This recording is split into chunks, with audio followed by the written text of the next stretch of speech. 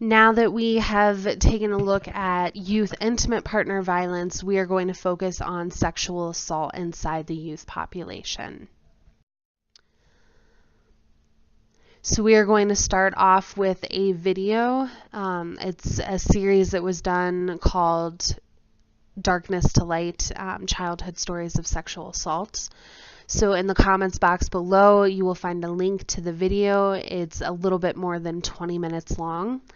I would recommend after completing the video that you go over to the quiz and answer the questions that were associated with that video before you come back to the presentation.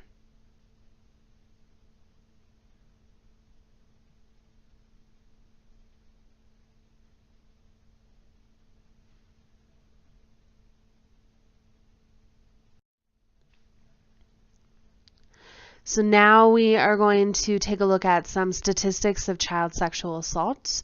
So go ahead and take a moment to read the information on the screen.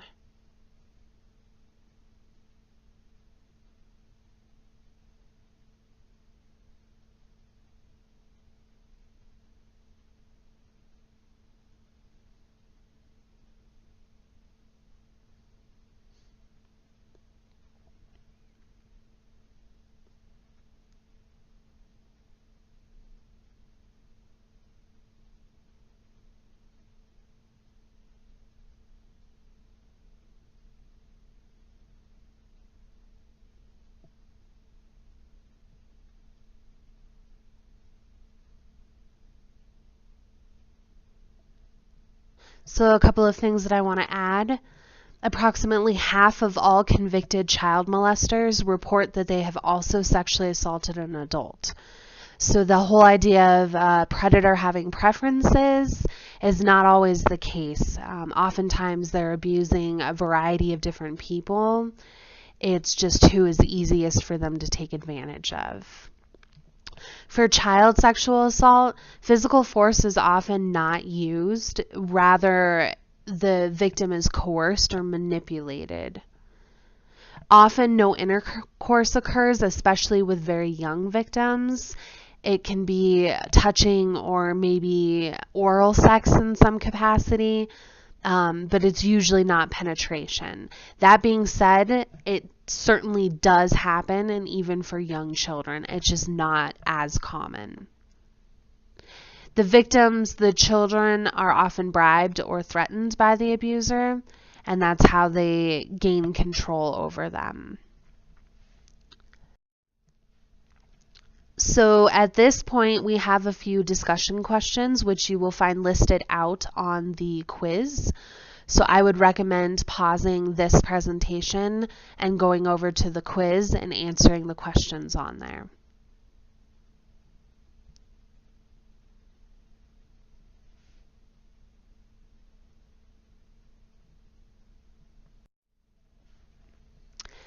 All right, so now we're going to look at how Colorado law defines sexual assault on a child.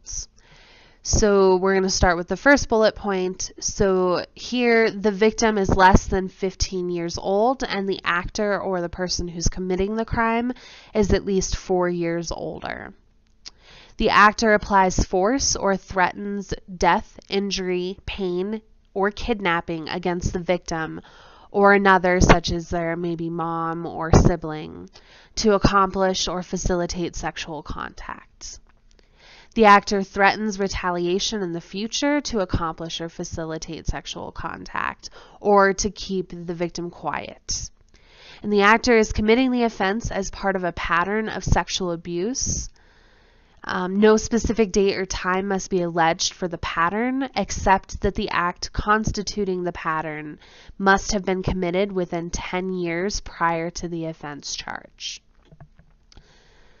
So then next we're looking at sexual assault on a child by one in a position of trust. So for this one, the child is less than 18 years old and the actor committing the offense is one in a position of trust with respect to the victim. So here think coaches, teachers, maybe a pastor.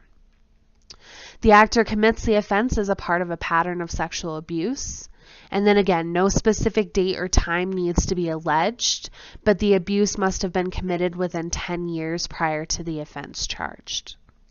So difference then between the first and the second bullet point. So for the first one, we're looking at a victim who's under the age of 15, and then the person who's committing the abuse is at least 4 years older. So we're looking at like a 19-year-old.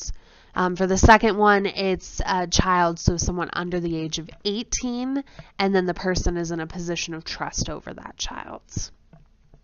So our next bullet point is sexual abuse and exploitation.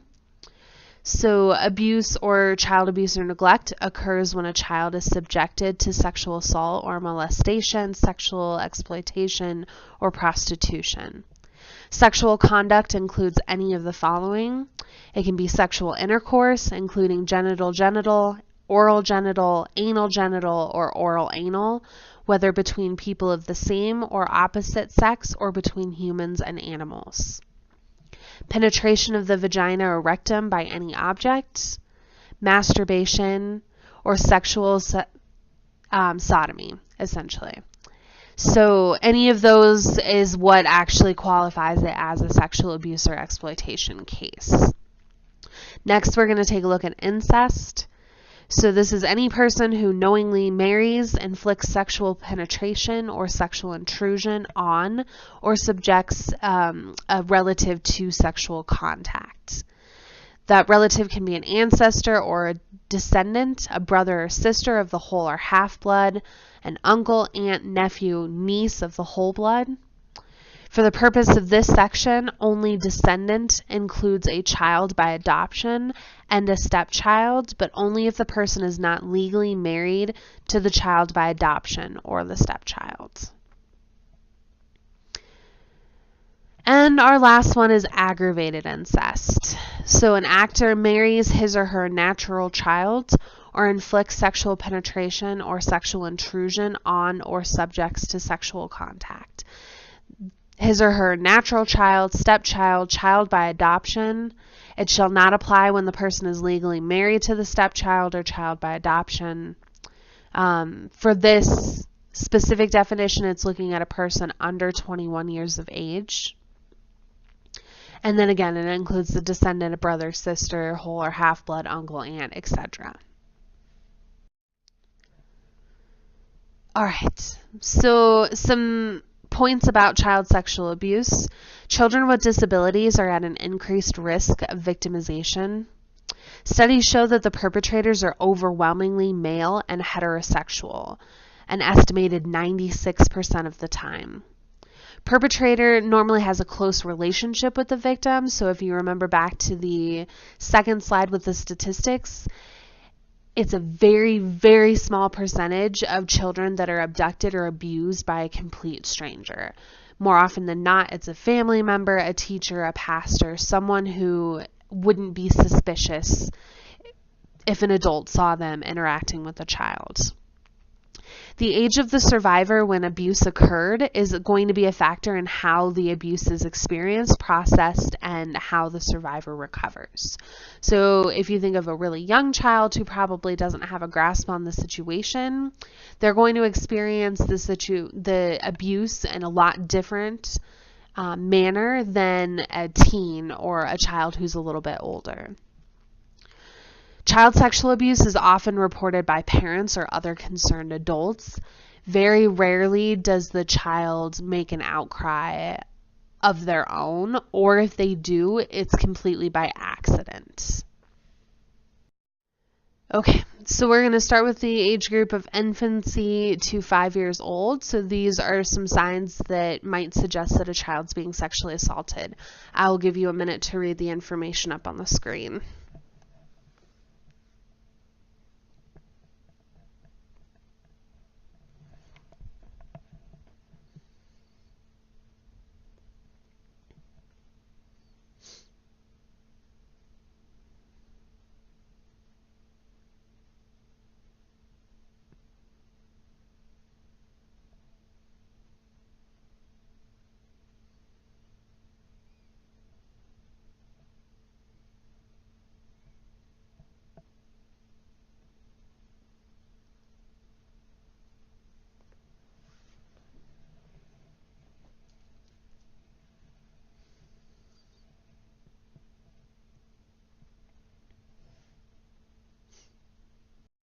Now we are going to take a look at the latency group, or ages 6 to 11.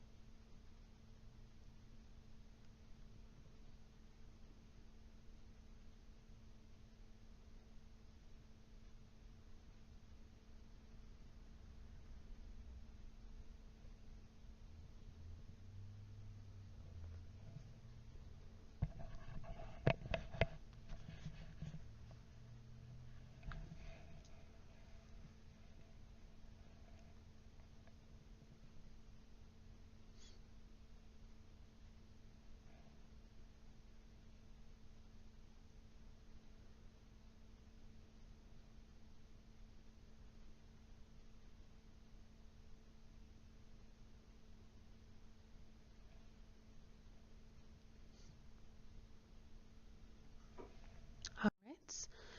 And the last age group, which is our adolescents, or age 12 to 18.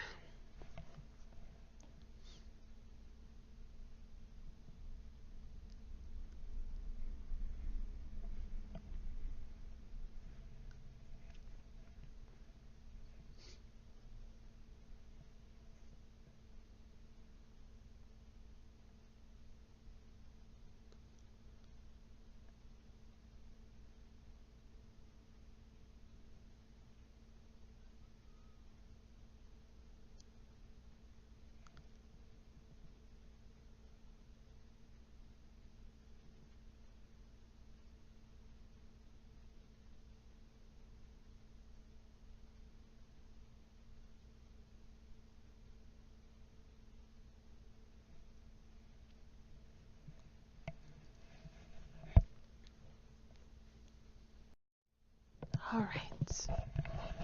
So one point before we move on, for all of those age groups, the biggest factor that you're looking for is a complete and total change in behavior for the child. So if they behaved one way, maybe they were a really good student, listened, etc., but now they're acting out or engaging in risky behaviors, that suggests that other things may be going on, and at that point you would want to try to investigate. So we're going to discuss a little bit about child disclosure now. Remember, this is considered to be a rare phenomenon, and there's still a lot of bias against children's truthfulness. And a lot of that has to do with just the idea that kids are making stories up. So the tendency can be for adults to not believe what they're saying. Although it's rare for false accusations to occur, sometimes they do. But oftentimes the child is accidentally disclosing. So maybe in the heat of the moment they say something, or maybe a young child slips up and says something, but it's typically by accident. However, in the case that a child does disclose in your presence, I'm going to give you some tips on how you are expected to respond. So above all else, it's important to remain calm and open, even though it can be difficult. Showing any sort of strong emotion is going to have a negative impact on the child and make them less inclined to tell you what's happening. So the more matter of fact you can be, the more the child may be willing to share. So you have to kind of consider the age that you're just talking to as well. An older child, a preteen or a teen, you're going to engage with differently than a younger child.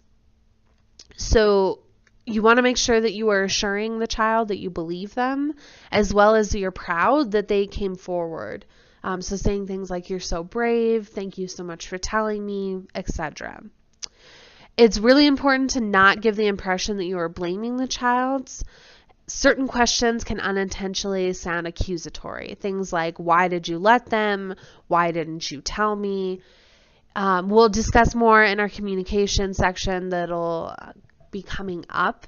But why questions are typically not a good way to ask or engage with any survivor, regardless of their age.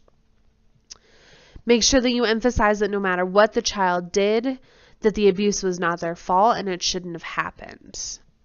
Make sure that the child realizes that when sexual abuse occurs between an adult and a child, that the adult is always responsible for the behavior. It's going to be important for them to seek medical treatment. We don't want to just necessarily hand them off because that can be kind of intimidating. So we at Project Hope are not equipped to take down the full disclosure of what a child has experienced. There is an organization called the Dolphin House that's located in Montrose, but they have a satellite office in Gunnison, and they have a trained interviewer, someone who has received training specifically to talk to children who have been abused. That person's going to be in a way better position to get information out of the child than we are. So we're going to want to connect the child, their family, with that individual, with that organization as soon as possible. Staying involved just so the child doesn't feel like they're being completely abandoned is going to be important. We want to make sure that we're not trying to bury the incident, but also that we're not forcing them to talk about it if they don't want to. So letting them know that you're there and you're willing to listen, but that it's not, they don't have to tell you things if they don't want to. The child should be allowed to have positive and negative feelings about the circumstance. And specifically for parents, it's really important that they try to not overprotect their children. That can be extremely difficult following a disclosure, but they need to allow the child to live just like they were before as much as possible. Don't ignore the other children during the crisis or pretend that nothing has happened. So again, a tendency for parents or guardians could be to pay all of their attention to the child that was victimized and maybe start ignoring the siblings, or to not let the siblings know what happened. Again, you don't need to get into really gritty detail with them, but explaining to them what happened is going to be important. And they may have been impacted as well, but the parent may not know that. In terms of mandatory reporting, one of the things that you always want to make sure that you do with a child is never tell them that you will keep it a secret. We are mandatory reporters. So if a child discloses to us, we are going to have to tell somebody, specifically Child Protective Services. So letting the child know that, because we want to be honest and build that trust, but assuring them that the reason why we're doing this is because we want to help them and we want to keep them safe. And then again, being part of that process so they're not feeling like you abandoned them is going to be important. So now we're going to take a look at the 10 impacts of child sexual assault on survivors. So a lot of these should look familiar. They echo what an adult survivor is going to feel, but it's slightly different for a child. So the first one is our damaged goods. So a child survivor of sexual abuse oftentimes feels damaged by the experience, even if no force was used or no physical trauma occurred as a result. There are various reactions. Physical injury or fear of physical damage, as well as a societal response, so the parents, siblings, teachers, etc. Our second one is guilt. Children of sexual assault commonly feel intense feelings of guilt upon disclosure of the incident. There can be 3 levels of guilt, so they may be feeling responsibility for the sexual behavior, responsibility for the disclosure, and then responsibility for disruption of their family, for them as a victim, and for the perpetrator who abused them. Fear. Following sexual assault, a victim may fear the consequence of the sexual activity as well as the disclosure. They also fear the subsequent episodes of the assault as well as reoccurrences for the suspect. So again, linking it back to the guilt factor too, they're fearful of how they're being reacted to, how the adults around them are reacting about the situation. The abuser was probably threatening them in some capacity, so they may be fearful that those threats will come to pass. Depression. So following a disclosure, most children experience some depression. Children who have been victims previously may experience depression even before a disclosure occurs. There may be both overt and covert signs of depression. Low self-esteem and poor social skills. So as a result of all of the various emotions accompanying the abuse, the child's self-esteem may be undermined. Victims may feel helpless and non-assertive, which may result in an overall lack of self-confidence in social situations. In some cases, there may be some repressed anger and hostility. Although they may not be outwardly expressing their feelings, most victims are inwardly feeling anger and hostility towards the perpetrator, as well as family members who failed to protect them. This may lead to an inability to trust. If the child has been sexually victimized by someone they knew, which is often the case, they will have trouble developing trusting relationships in the future. It may have also caused some blurred role boundaries and confusion. The child may become greatly confused when an adult who occupies a power position imposes sexual activity on them. The role confusion is even greater when the perpetrator is within the family. So this could set them up to believe that it's okay to hurt the people you love, or that it's normal, and that it's something that happens, and so it'll affect relationships that they have in the future. Failure to complete developmental tasks. Because the child's thoughts are preoccupied with sexual abuse, it may interfere with their learning and accomplishing developmental tasks for their age group. It can also cause them to regress. So you are apt to see behaviors like bedwetting or maybe thumb sucking in children that are old enough to not typically be exhibiting those behaviors.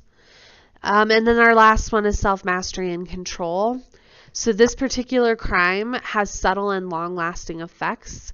Those effects are due to the violation of the victim's body, privacy, and then rights. So they may be more likely to engage in risky behaviors.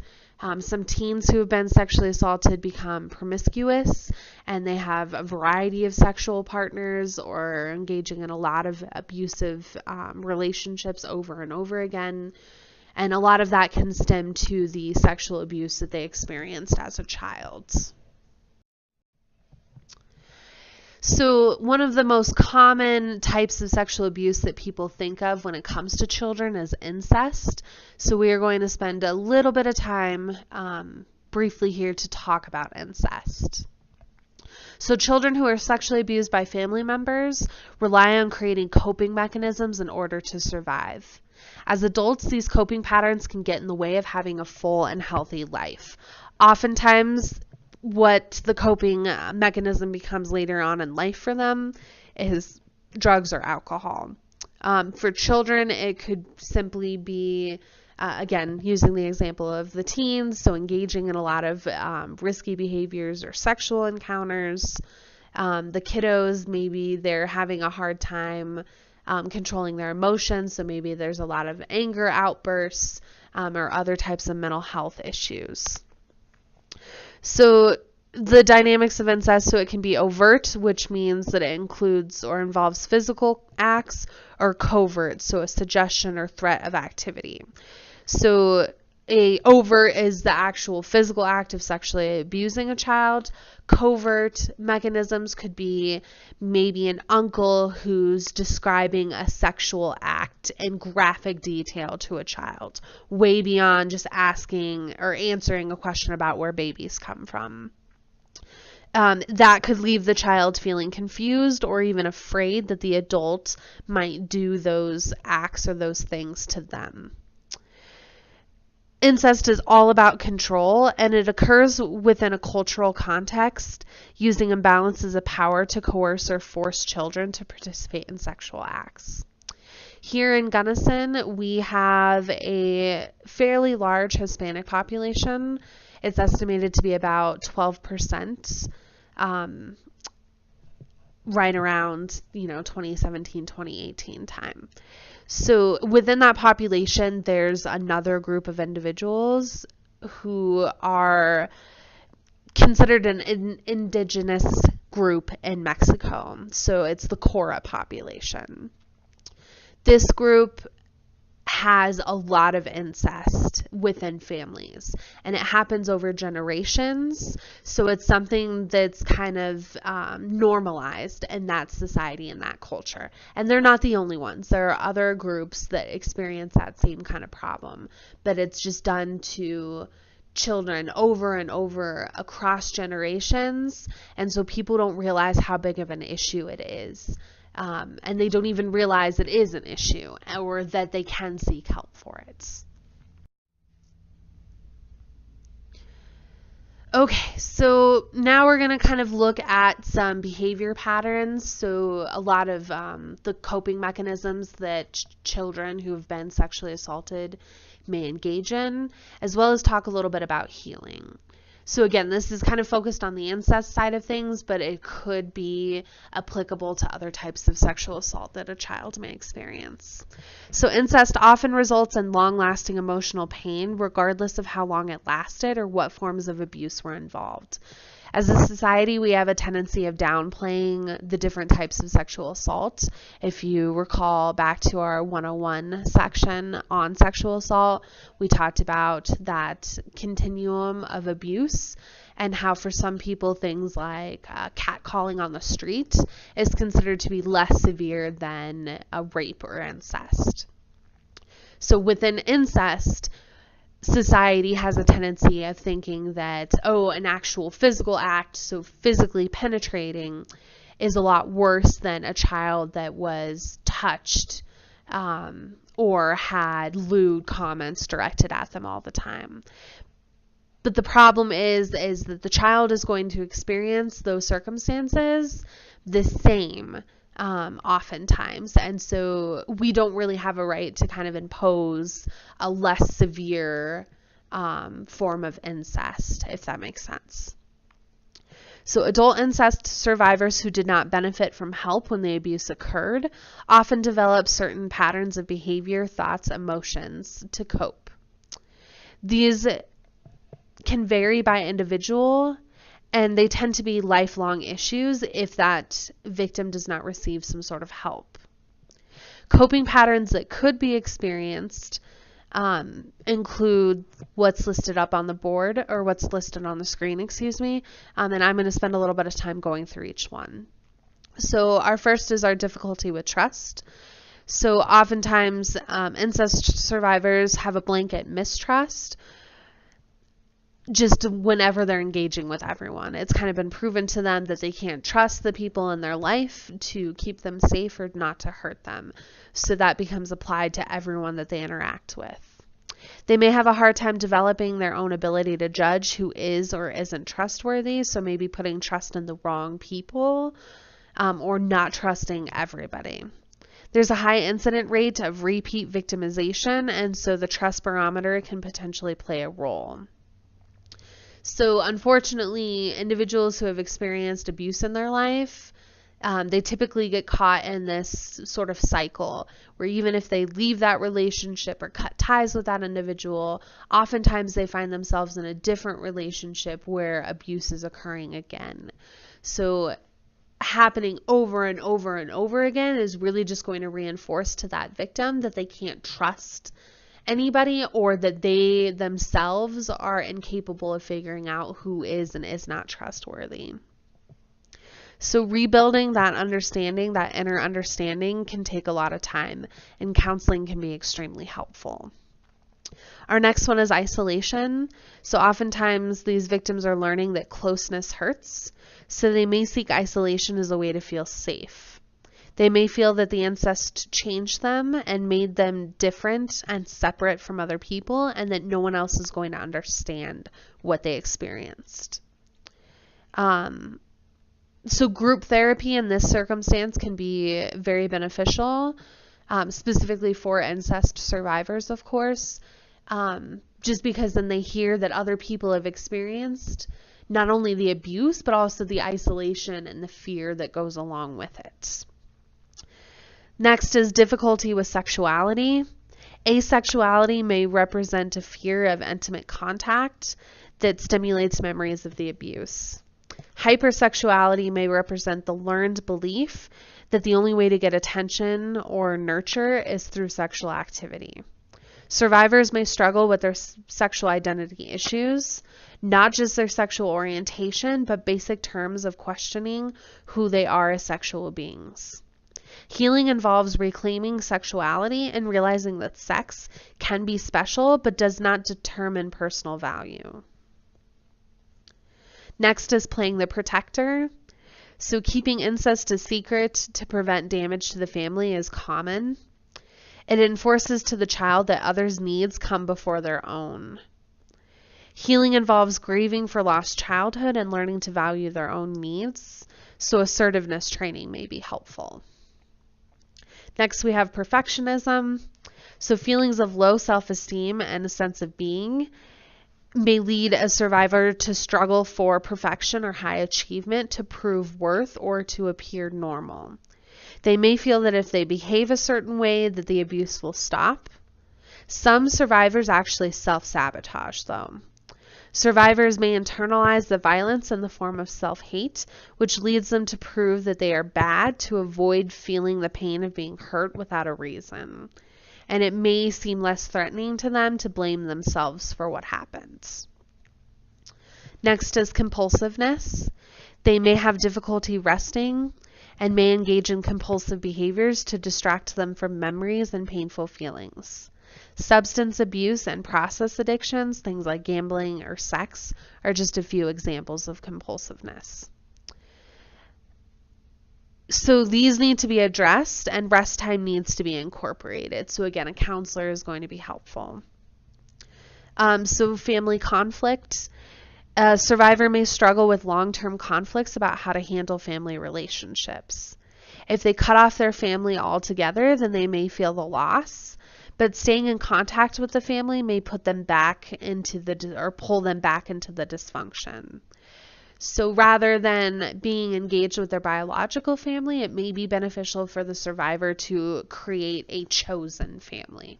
So friends, coworkers, people that they trust that are not necessarily blood related, but can serve as a family for them.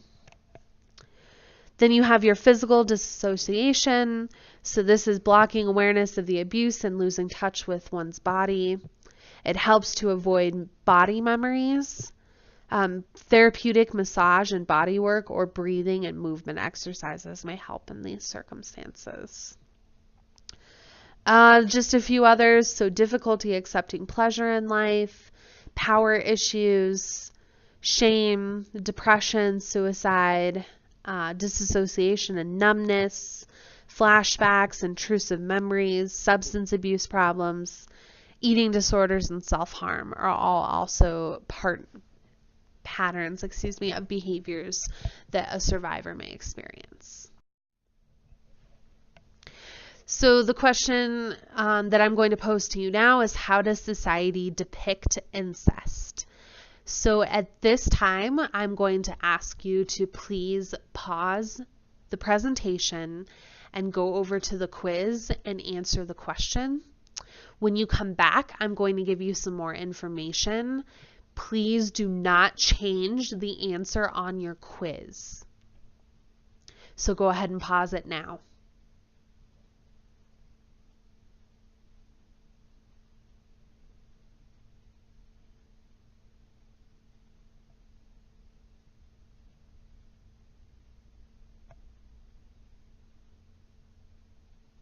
Okay, so hopefully you took the time to answer the question on the quiz.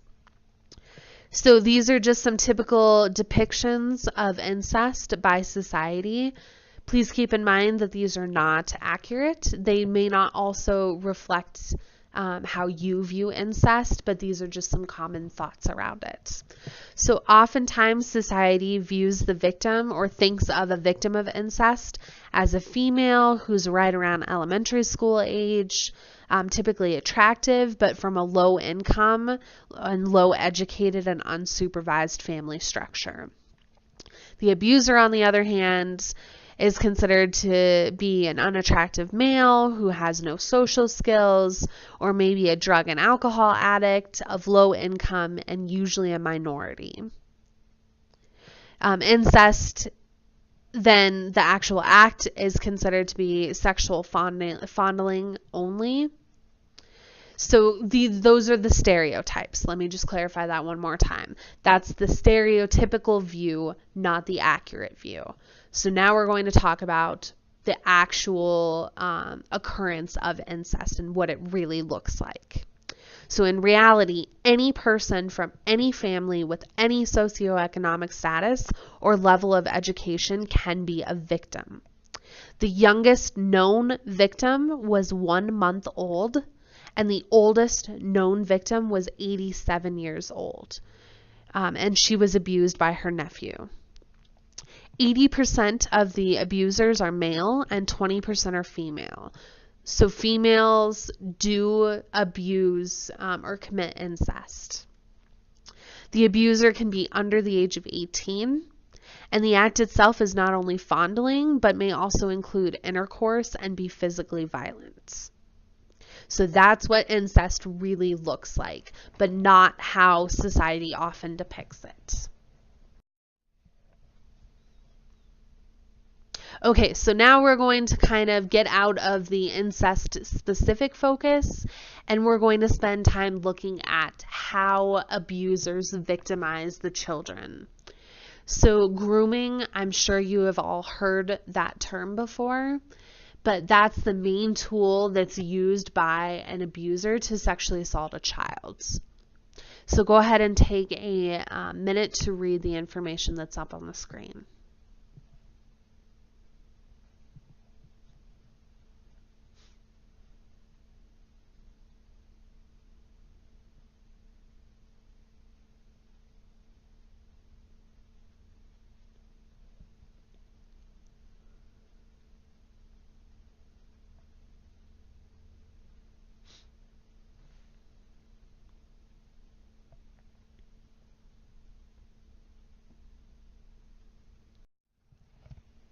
All right, so who is targeted? Perpetrators typically target children with obvious vulnerabilities. You can see a list of those up on the screen, so go ahead and take a moment to look through them.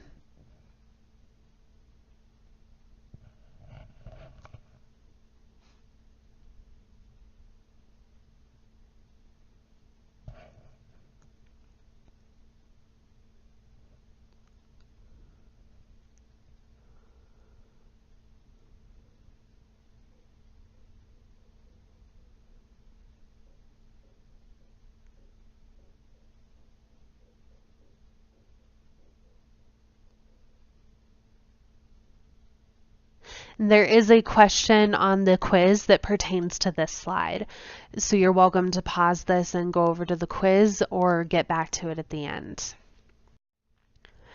So how is grooming accomplished? Predators will approach victims in a few different ways. They typically present themselves positively to the child, so someone who's kind of creepy or mean to the kid is not really going to stand a chance of getting the kid to trust them. They oftentimes are showing interest in the kids, and they're complimentary. They're learning their habits, their likes and their dislikes, and they're pretending to share a common interest or background with that child.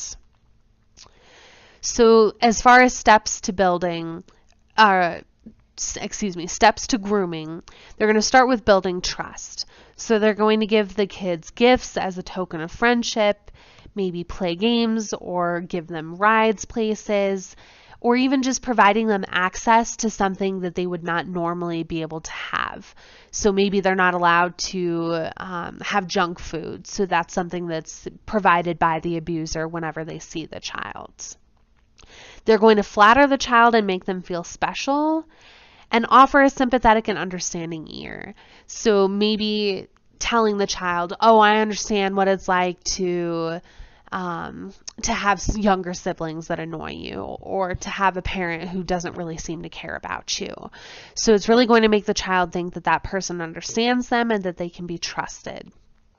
They're also going to be reassuring to the family. right? So they want to have access to the child, and they're not going to be able to do that if the parent is suspicious of their interest or their behaviors.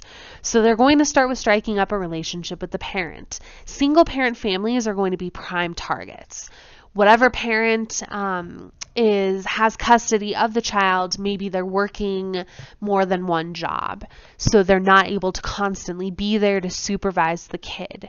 So this individual is going to present themselves as trustworthy and gain that parent's trust, and maybe they'll offer to, oh, hey, I know that you work a lot.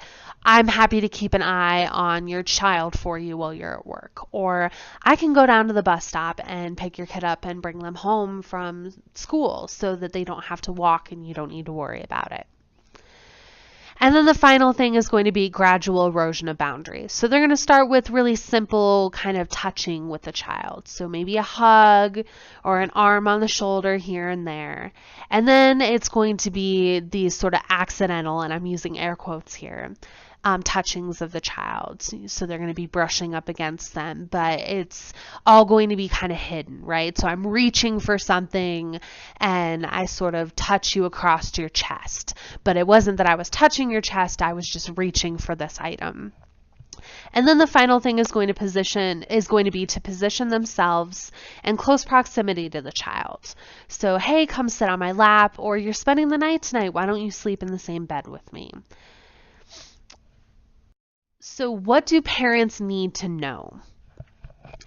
It's important for a parent to make sure that they're talking to their child before an assault happens. That's going to be the best prevention. Children are best protected by giving them knowledge and skills necessary for their safety.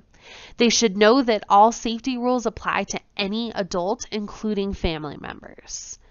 The child should be encouraged to tell someone about secrets that are making them feel bad. And remember that a child's not likely to go to their parent first. So having another trusted adult, and maybe the parent helps the child figure out who those people are. A parent should make sure that their child understands that if something bad happens and they go tell an adult and the adult doesn't do anything, to not let that discourage them. They should tell and keep telling until someone does something.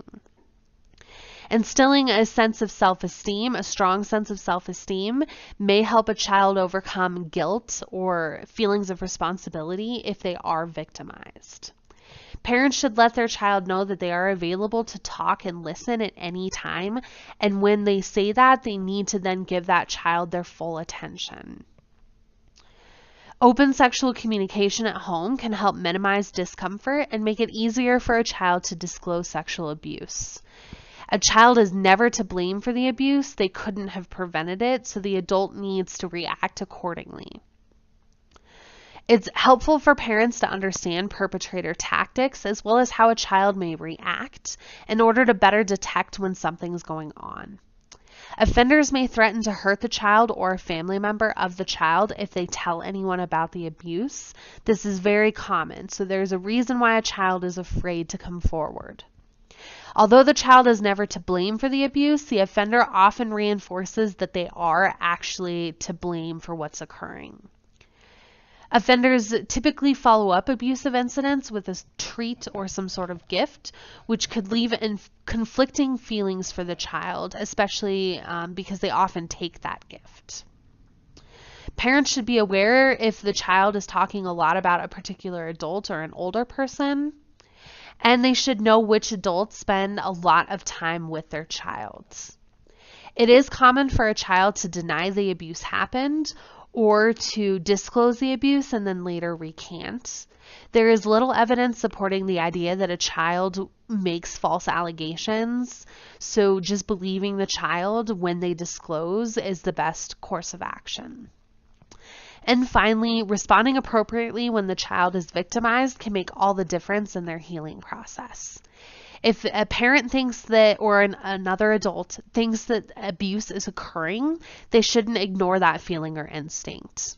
They should never force a child to talk about or to stop talking about the abuse that they experienced, but rather let them go at their own pace. They should remind the child how strong and brave they were for talking about the abuse. Getting the child involved with a support group can help eliminate feelings of isolation. And then as a parent, it's important for them to be receiving support services as well. So if they came to Project Hope, we could help provide counseling for the parent so that they're better able to cope with the abuse themselves and be a good support system for their child.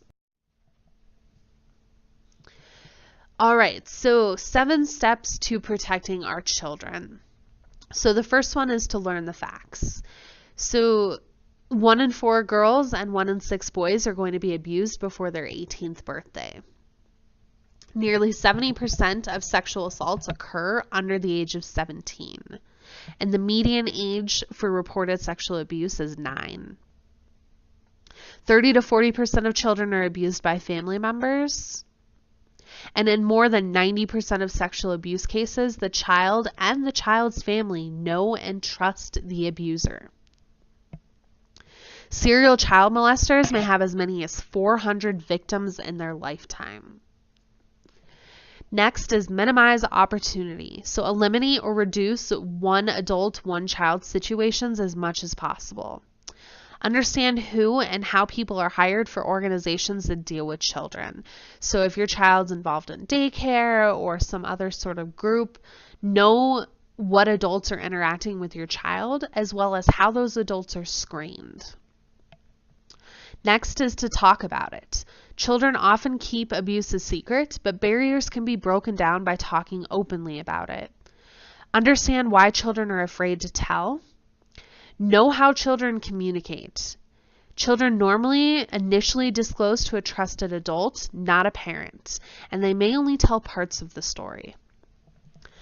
It's important to talk openly with your children or the children in your life. Good communication may decrease a child's vulnerability to sexual abuse and increase the likelihood that the child will tell you if abuse occurs.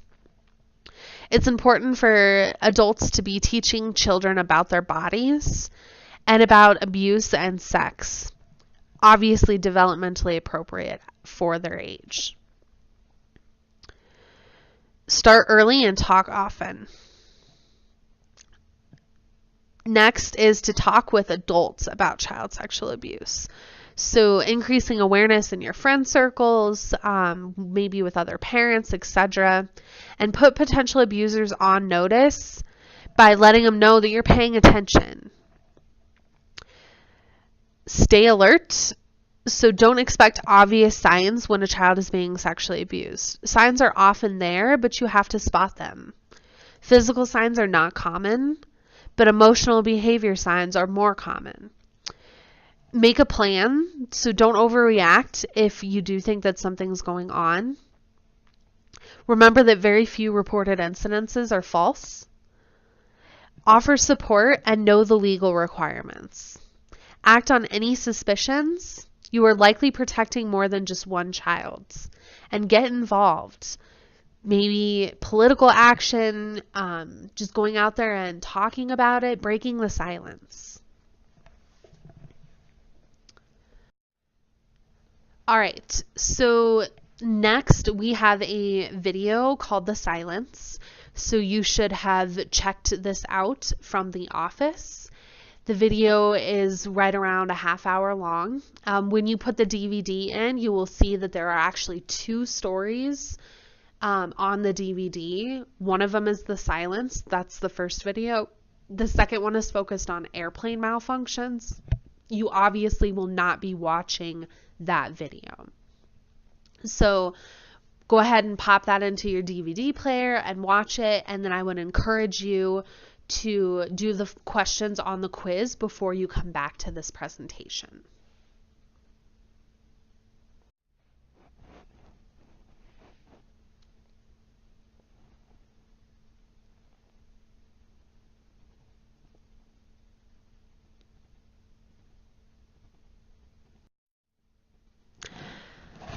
All right, so the first half of this section was really focused on younger kids, but now we're going to kind of move and specifically look at teens who have been sexually abused.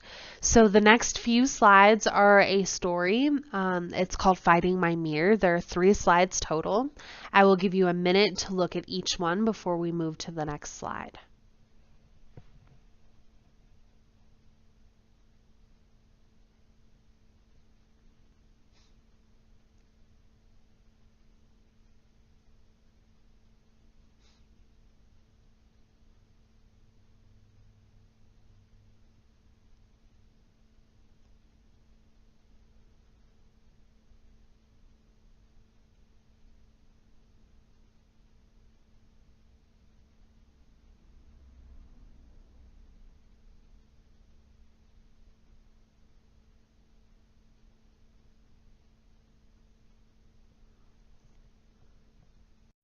All right, here's the second slide.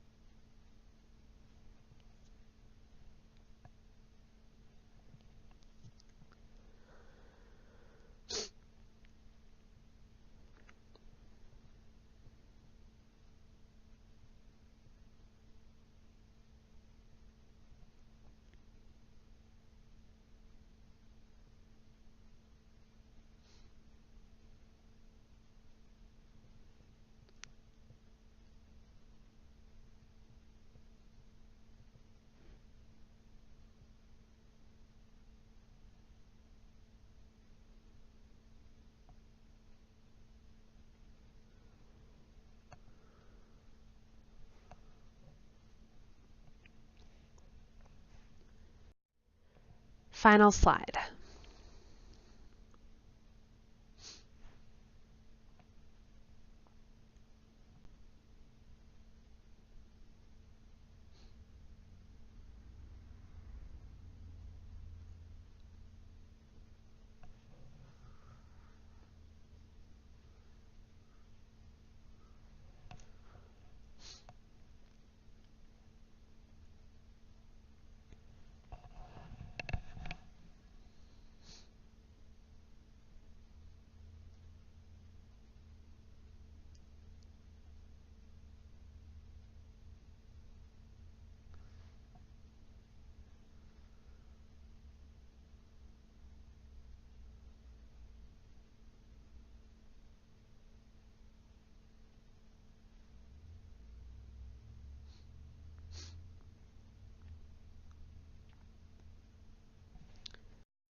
Alright, so up on the screen you'll see some statistics for teens and sexual assault. Go ahead and take a minute to read them.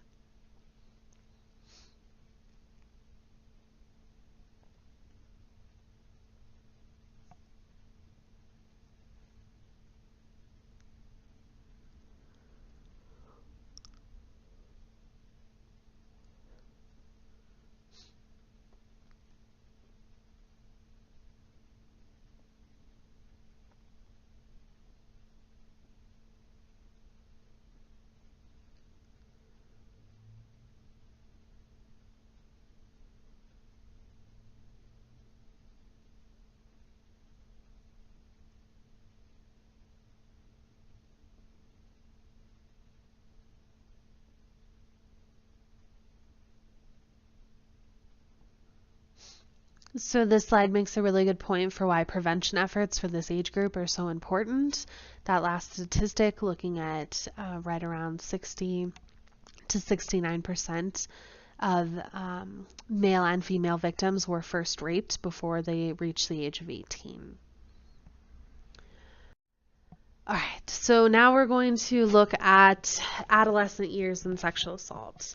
So adolescence refers to the period of time from onset of puberty to adulthood, so between 12 and 19.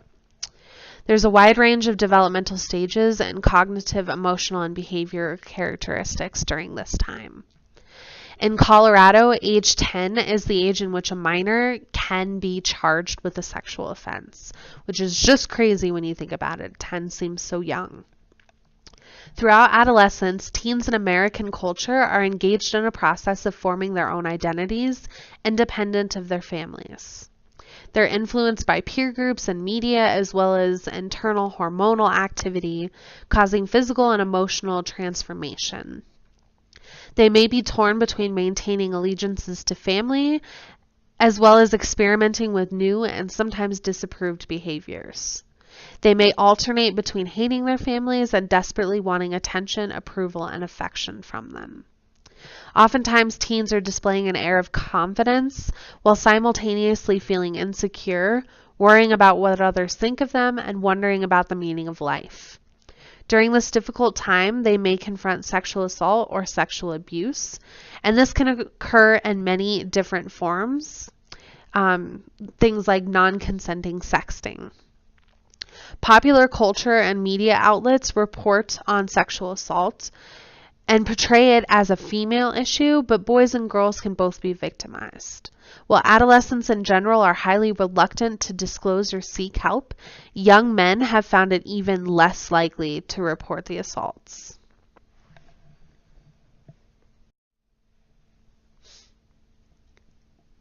So some misconceptions pertinent to teens. So again, these are kind of myths around teen sexual assault.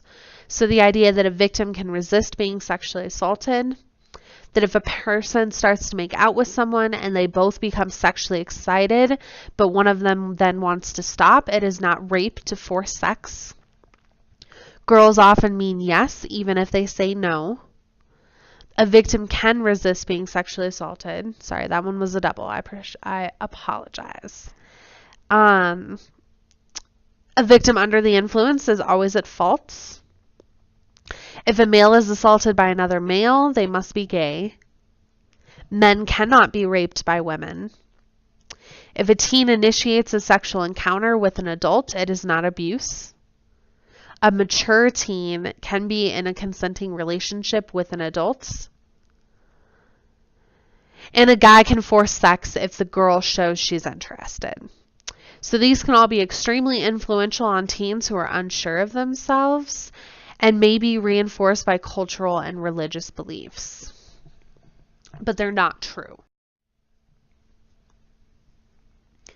Okay, so up on the screen you will see a variety of advertisements that are all sexual in nature. You will also find a video clip in the comments box below called Vegans Have Better Sex. This is a commercial that was put out by PETA. So friends and peers are a huge influence on adolescents, but so is the advertising that the teens are exposed to on a continuous basis. Oftentimes, sexual experimentation and exploration is happening without a lot of social consensus on what healthy and respectful sex looks like for all genders and ages. So essentially, it's kind of taboo, especially in some cultures, to talk about sex. So although those behaviors are occurring, there's not really been a conversation with those teens on what a healthy relationship or a healthy sexual encounter looks like. Oftentimes adults are too busy telling teens, don't have sex. Sex is relatively new to teens, so they may be vulnerable to confusion around consent, force, and sexual assault. A teen may label a violent assault as unpleasant and ignore feelings that there was something wrong with the behavior. Adolescents who are exploring or struggling with the issues of sexual orientation or gender identity, or who have been victimized as children, may be even more vulnerable. The use of drugs and alcohol also play an important role in the sexual lives of teens. Substances lower inhibitions, making potential rapists more likely to create access to substances in order to commit rape and sexual violence. Several years ago, Project Hope provided services to a teen out of Lake City who had been enticed to attend a house party where there were some adult males who were providing alcohol. So they're drawing the teens in because the teens want to drink alcohol, but they can't buy it themselves, so they can show up to this party and consume it. But the problem is that the adults in those situations can then take advantage of the children. Teen survivors struggle with issues of self-esteem and self-worth, questioning if they somehow deserved the abuse or if they are now contaminated or devalued by it. Feelings of worthlessness can contribute to self-harming behaviors, increased sexual activity, or even prostitution. Studies generally show that sexual abuse is a risk factor for becoming sexually active earlier than other teens and not using contraceptives or protection. So, common responses of teen survivors. Go ahead and take a moment to read the information that's up on the screen.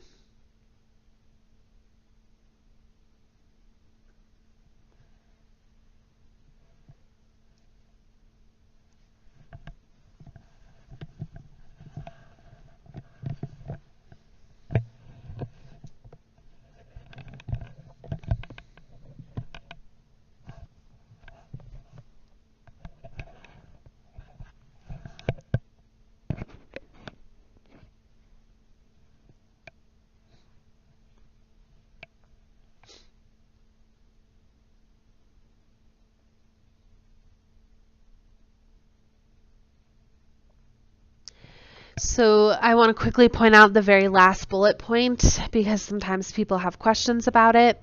So when looking at sexual assault and pregnancy, research has demonstrated a correlation between child sexual abuse and teen pregnancy. Girls with a history of sexual abuse are more likely to have engaged in other sexual encounters and to have been pregnant. They're also more likely to have those sexual encounters at an early age, not use protection or birth control, and typically have had more than one sexual partner.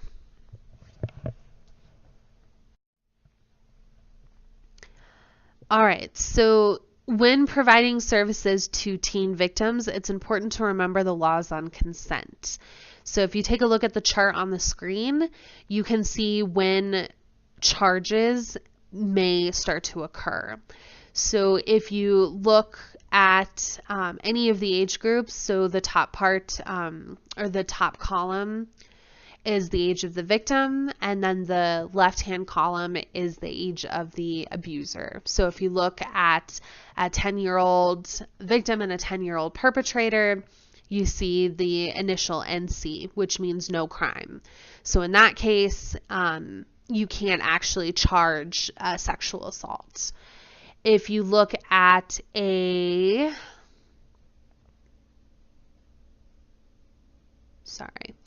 15-year-old and a 25-year-old, you'll see 1M. So that means it's a class 1 misdemeanor. That's all that could be charged for it, if it was even able to be charged in the first place.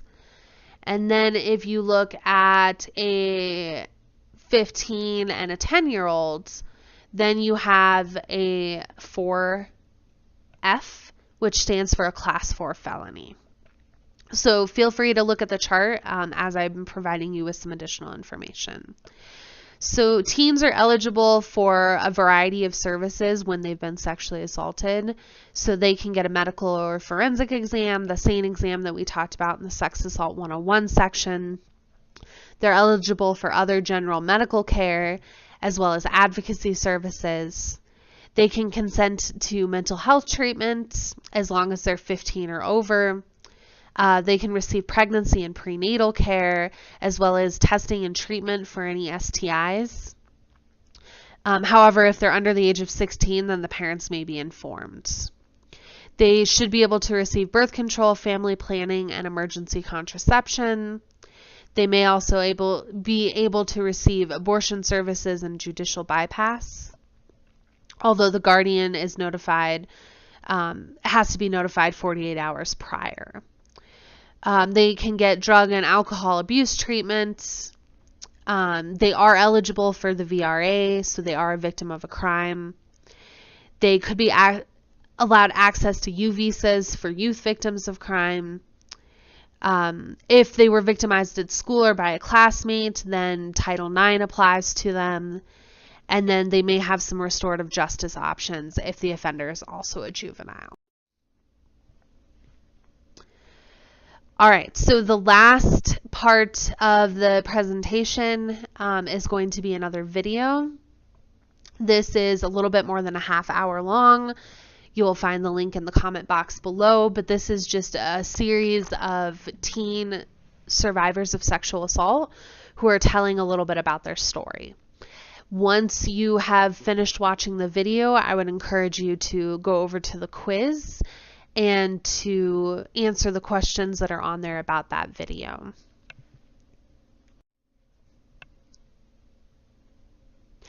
Thank you so much for listening in on our youth sexual assault section. Hopefully this illuminated why it is so important to be aware of these issues and to really talk to the children in your life about sexual assaults.